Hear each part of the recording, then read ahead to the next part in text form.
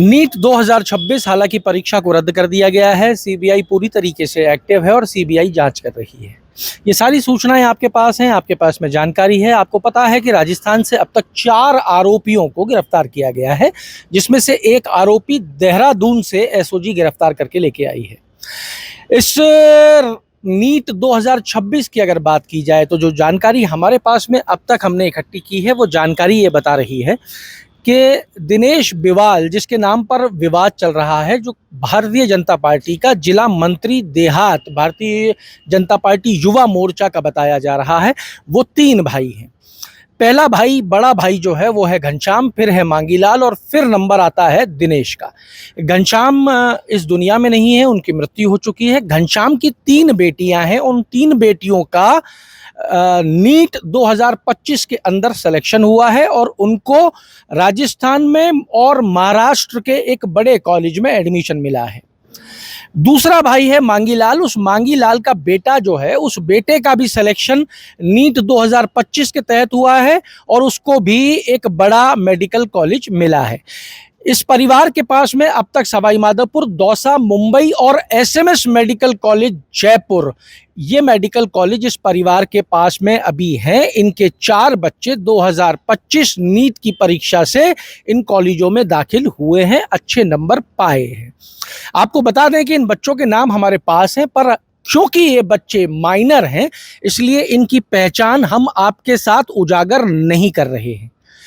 जो मांगीलाल का बेटा है, उसको सीबीआई ने अपनी हिरासत में ले लिया है।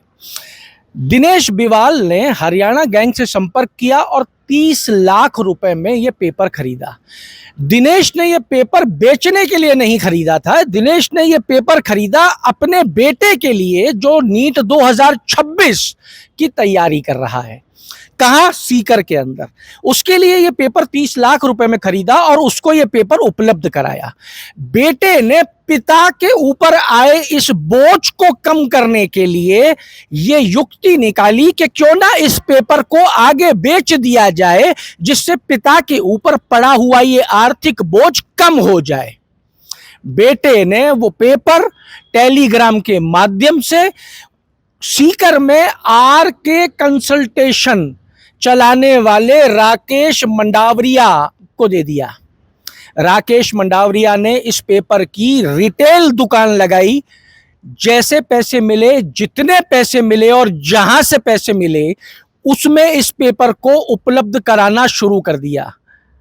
ये पेपर हजारों बच्चों तक पहुंचाया गया और जो रकम मिल रही थी वो रकम एकत्र की गई। सीबीआई अब तक दिनेश बिवाल,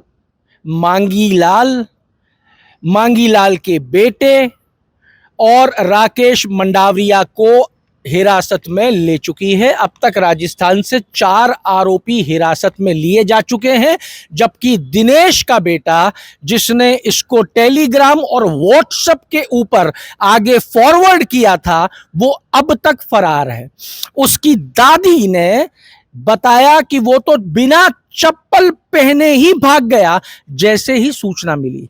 राकेश मंडावरिया, जो आरके कंसल्टेशन चलाता है, उसकी भी स्थिति ऐसी थी कि 10 दिन तक उसके ऑफिस का एयर कंडीशन तक चलता रहा, क्योंकि वो बिना बंद किए निकल गया वहां से। देहरादून से उसको एसओजी ने गिरफ्तार किया है। अब ये चेन और लंबी भी हो सकती है, क्योंकि इसमें सभी से पूछताछ की जा रही है। कौन कोचिंग संस्थान थे, उनसे पूछताछ की जा रही है। किन किन लोगों तक ये पेपर पहुंचा, उसमें पूछताछ की जा रही है। ये पूछताछ अभी लंबी चलने वाली है। वहीं दूसरी तरफ राजनीति भी तेजी से की जा रही है।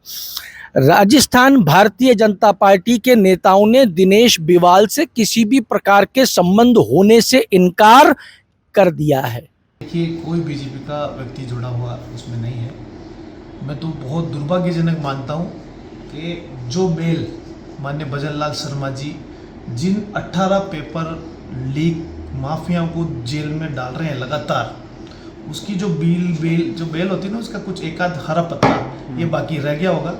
आपने देखा होगा कि तुरंत कार्रवाई स्टंट कार्रवाई, जीरो टॉलरेंस वाली, कोई बचाने वाला विषय नहीं, तुरंत उस पर कार्रवाई करके उसको गिरफ्तार हुआ है।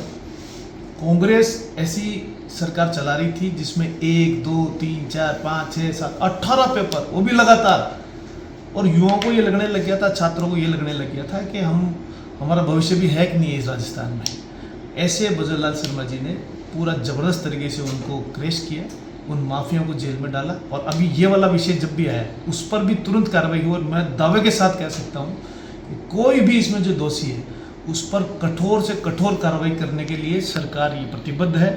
और उसमें पेपर माफियाओं में जो भजन लाल शर्मा जी का डर है वो उनको पता चलेगा, और आगे आने वाले समय में भी ऐसे कोई माफिया आएंगे तो उनको भी पता चलेगा, किसी भी दोषी को बख्शा जाएगा ही नहीं। दूसरा, एक आप पक्का मान लीजिए कि ये किसी के साथ किसी की फ़ोटो आ गई, ये उसका सर्टिफिकेट नहीं होता।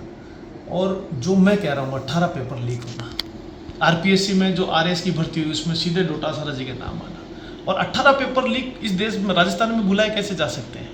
और दूसरा जो आप बता रहे हैं, इस भारत में किसी का भाई होगा, भतीजा होगा, किसी पार्टी का होगा, नहीं होगा, वो एक पेपर माफिया है। वैसे भी राजस्थान से ये लीक नहीं हुआ, लेकिन जो भी शामिल है, जहाँ से भी शामिल है, मैं दावे के साथ कह सकता हूँ ये सरकार पेपर माफियाओं के लिए जीरो टॉलरेंस पर काम करने वाली सरकार है, और किसी भी दोषी को चाहे कहीं का हो वो बख्शा जाएगा ही नहीं।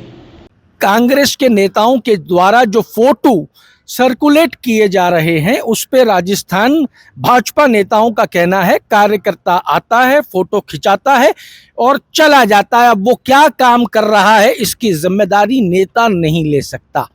पर दिनेश बिवाल एक विधायक के संपर्क में जरूर था।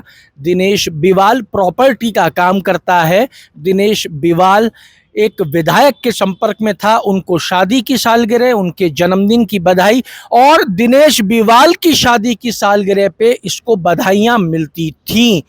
हालांकि इससे ये सिद्ध नहीं होता कि वो विधायक भी इसमें शामिल है, पर भारतीय जनता पार्टी जो अपना पीछा छुड़ा रही है दिनेश बिवाल से, वो दिनेश बिवाल भारतीय जनता पार्टी का एक जयपुर देहात जम्वा रामगढ़ का कार्यकर्ता था, जो इस नीट 2026 में लपेटे में आया है।